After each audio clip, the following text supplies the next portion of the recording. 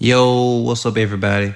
I'm Patrick Reed II, your host, but I go by P, and this is my new podcast, Real Talk, No Excuses. So, before we get on the subject and today's topic, let's give honor to God. So, I'm going to start off with a prayer. Father God, thank you again for blessing us today. Thank you for bringing us all together and to hear this podcast. Give me the right words to say to reach, to touch the people that need to be heard and spoken to.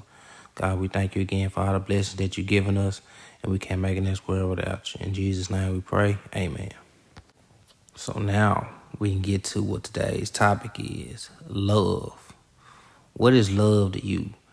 I know everybody got a different definition of love, how they show love, and what love's mean to them. So I'm going to take a second to explain what I feel like what is love and what it means to me.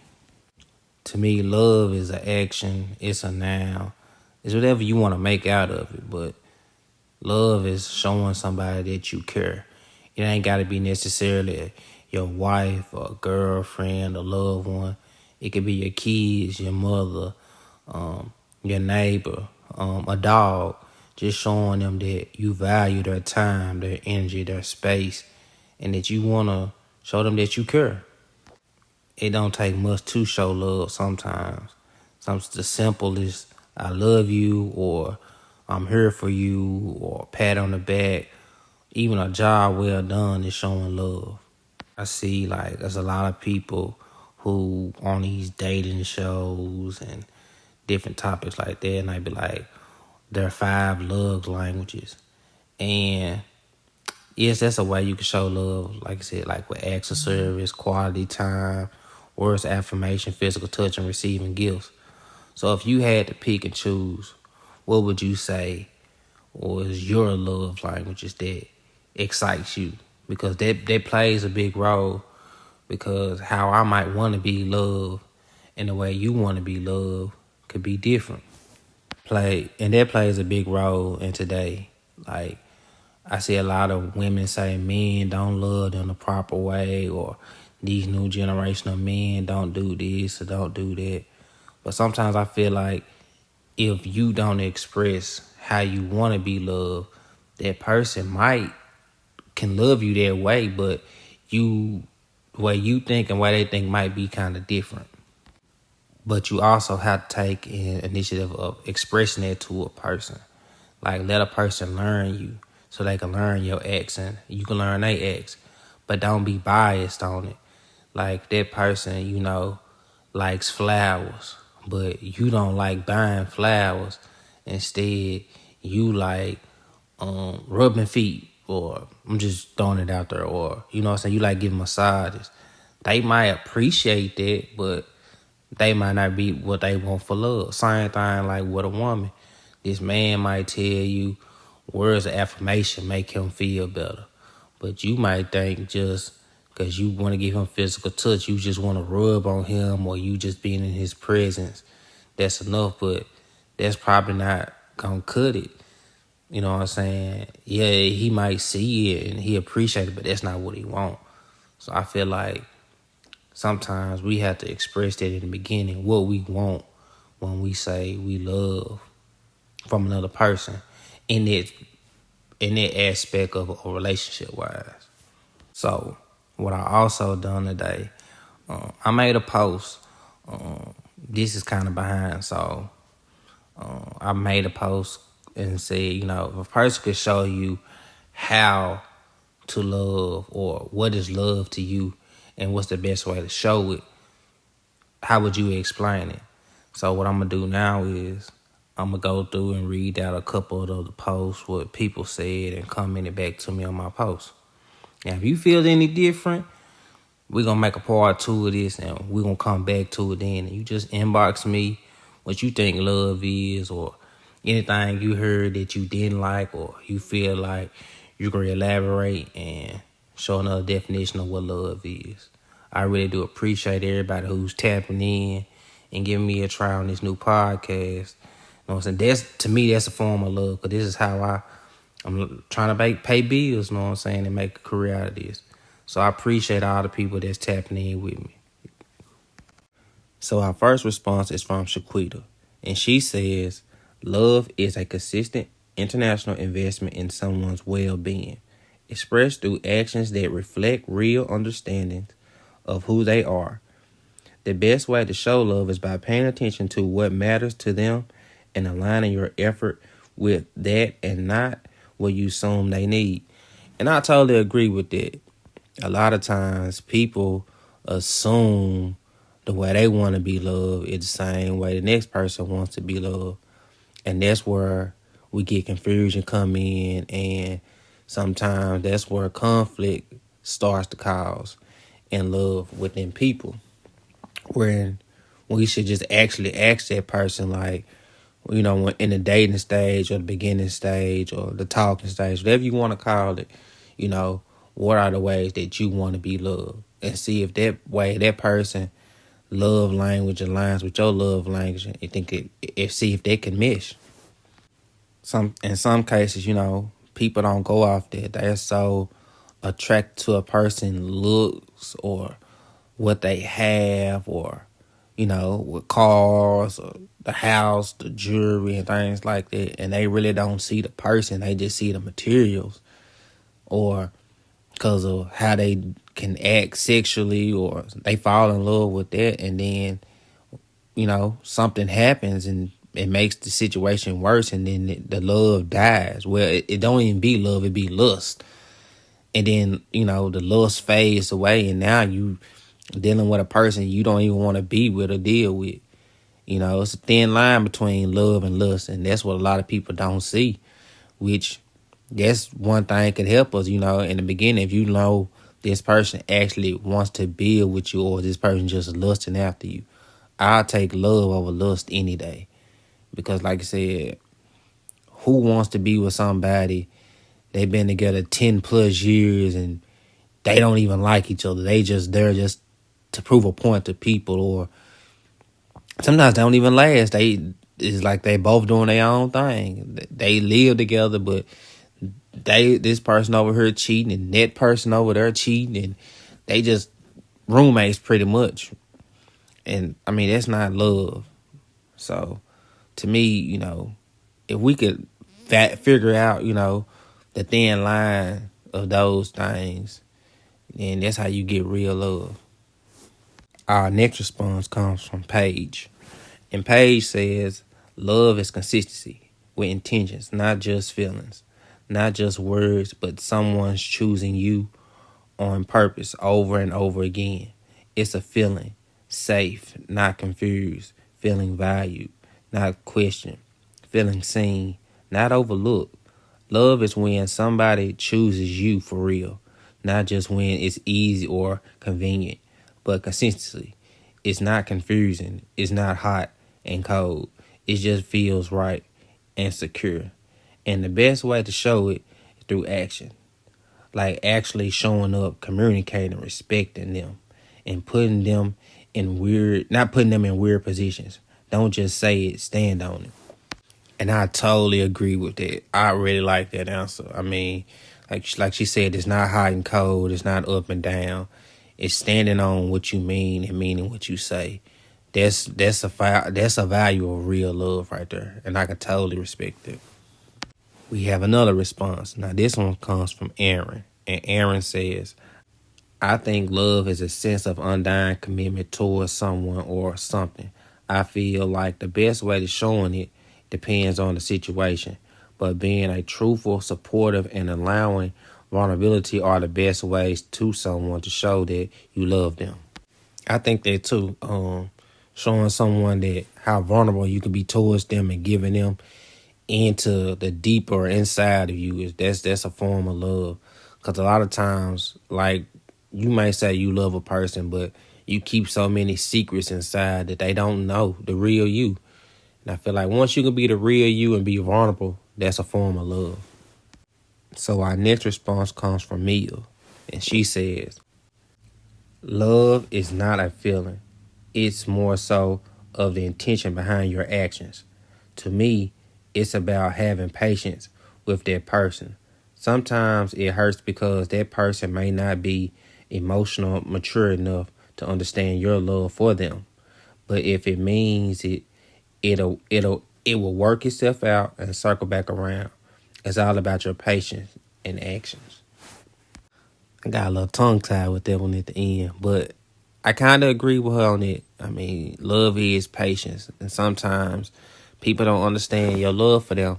They might not be on the same level that you are with love, and sometimes you do have to. I ain't gonna say let love die or exit it, but sometimes you do have to walk away sometimes, and if it's meant to be, and God sees fit to it, He'll let it come back around. But if it's not meant to be, it's best to find something else. And it's like this. Sometimes old keys don't open new doors.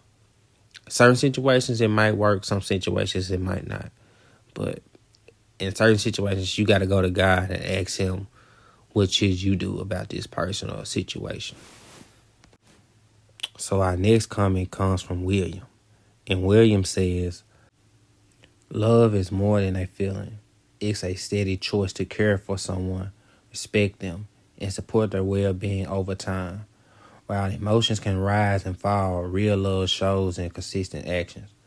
Being present, keeping your word, listening with patience, and standing by someone even when it's not easy.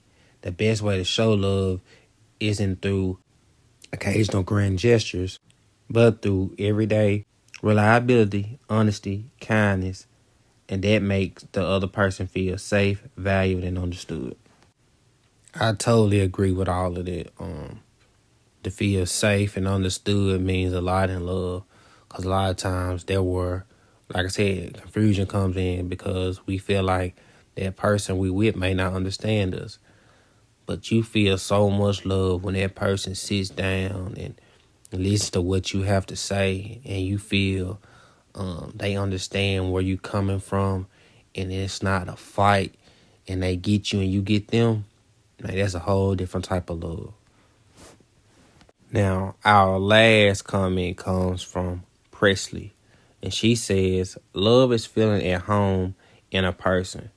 It's the sense of peace where you don't have to perform, pretend, or overthink. You can just be, and that's not enough for them. It's not perfect. It's not always easy, but it's steady and real.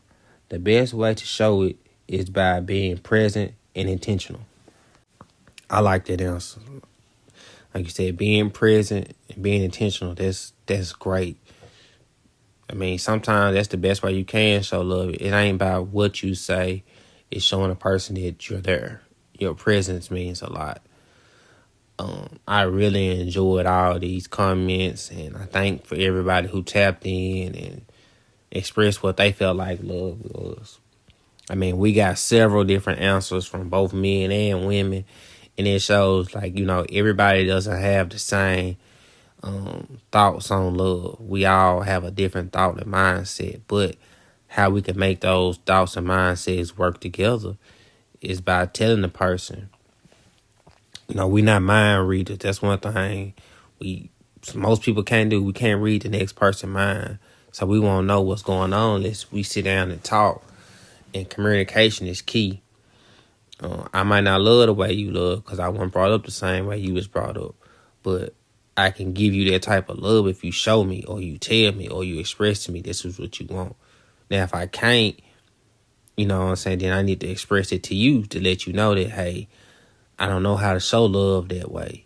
And it's not bad that you don't. I mean, maybe that person's just not for you. We ain't meant to all be like opposites attract. And sometimes we fall in love for the wrong things and the wrong people. And if we just sit down and talk, we can understand it. But actually listen. Listening is a major key in communication.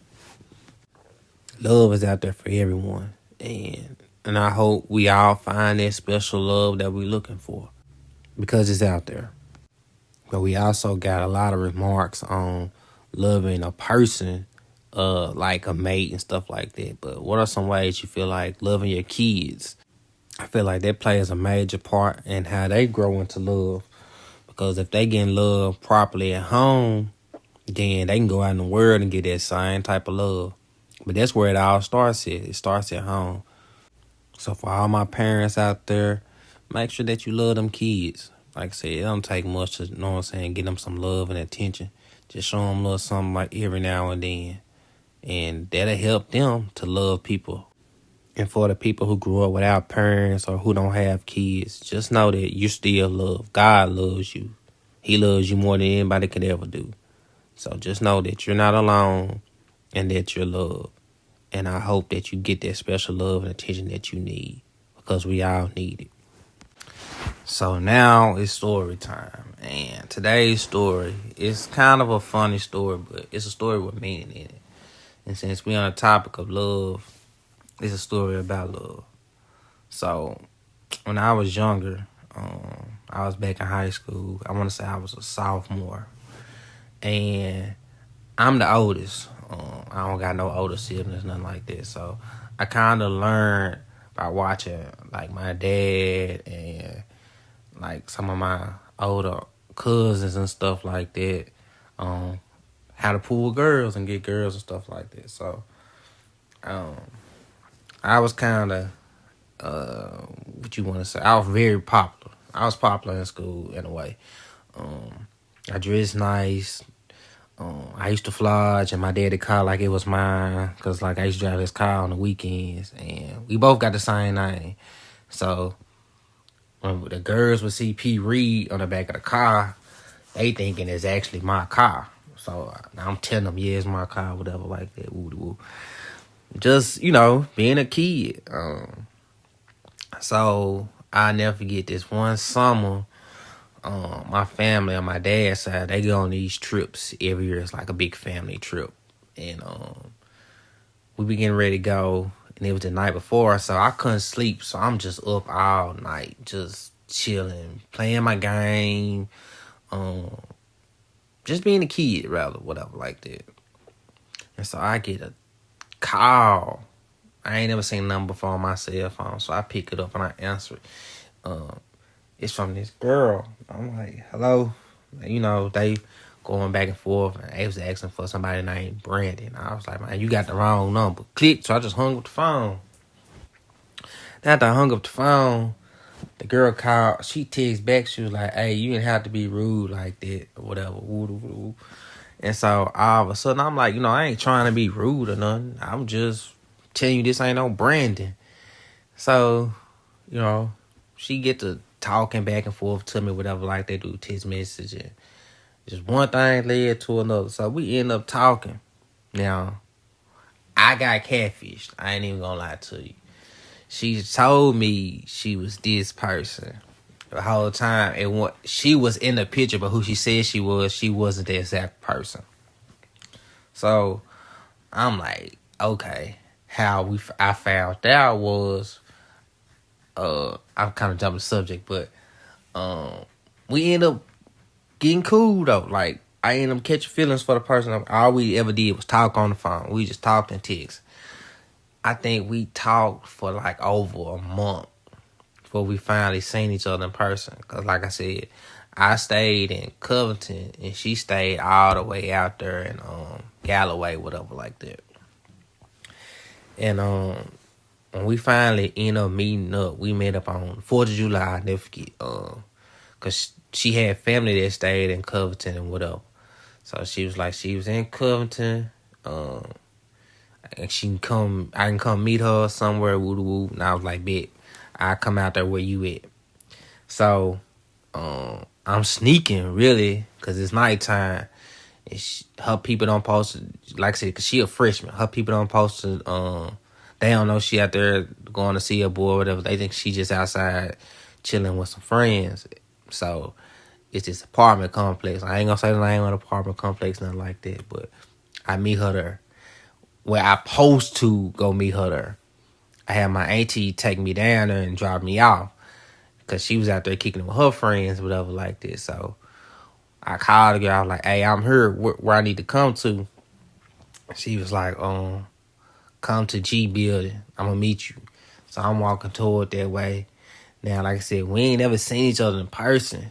But as I'm walking, from a distance, I see like this girl in a black hoodie on the phone. So I ain't paying. It ain't like it's a hoodie T-shirt. Like it had a hood on the back, whatever like that. So I see her, and so I just keep on walking because I'm like, okay, that's not who I'm coming to see. So I'm keep on walking, and so the girl, she was like, hey, I'm more from where you at. And I was like, I just headed back to a G building. And she was like, okay, I'm about to walk back. So I was like, I'll just meet you halfway. So I walk back halfway again. So I'm like, dang, I don't see her. But I see this girl in this black hoodie shirt. And I was like, I said, man, what you got on? And she tell me. And I was like, oh, so this you. She was like, what you mean? She was like, you got on that black hoodie shirt? She was like, yeah. So I'm thinking like, oh man, it's not the person who I seen in the picture or whatever like that. So we go back and we finally meet each other face to face and we talk. Now, mind you, at first, I'm not really impressed. But I enjoyed the conversation that me and her had. Like, she was cool, so I was digging her vibe, whatever like that. So I was just like, you know what? Okay, that's when it kind of hit me like, looks ain't everything. So, like I said, she wasn't ugly or nothing like that. She just wasn't what I'm used to dating or talking to at the time. So, we get to talking, whatever like that, and things kicked out real smooth. But it goes back to what someone said earlier in the comments. Sometimes you don't be mature enough for that type of love for a person. Now, I was like 2, almost 3 years older than her. And so, you know, I got held back when I was in the 6th grade. And I already had a late birthday. That's another story. I talk about this story another time. But so I was like 2 years, almost going on 3 years older than she was. So like I was 16, she was 14. But like she was cool with everything. And so I started to, after us talking, we talked like the first time off and on for about like 4 months straight. And then out the blue, it's like, but she stayed so far away, and I stayed like in Covington. And at the time, I could drive, but I wasn't used to driving that far. You know, I wasn't used to driving all the way, no Galloway. So I hardly seen her in person. Like when she can get down here now and then, we'll link up, whatever. But I'm seeing other girls who I can see every weekend, every other day at school, and when I go to my dad's house on the weekend. So I was like, you know what? It's boring. Let me end this now.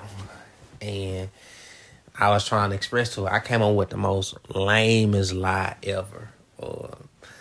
And I was like, well, you know, my birthday coming up, and I'm about to be 17, and you just gonna be 15. I was like, I don't really want to, you know, do that. And she was like, my mom is cool with it, woo woo woo. And I was like, yeah, she might be cool with it, but I don't really want to, you know, do that. And she was like, why? But we've been talking this long and everything else. And I was just like, well, it ain't for me. And I stopped talking to her, and she was heartbroken. Like her feelings was hurt, they was shattered, whatever like that. And at first, I felt bad, but then I was like, oh well, it's cool. I got over it.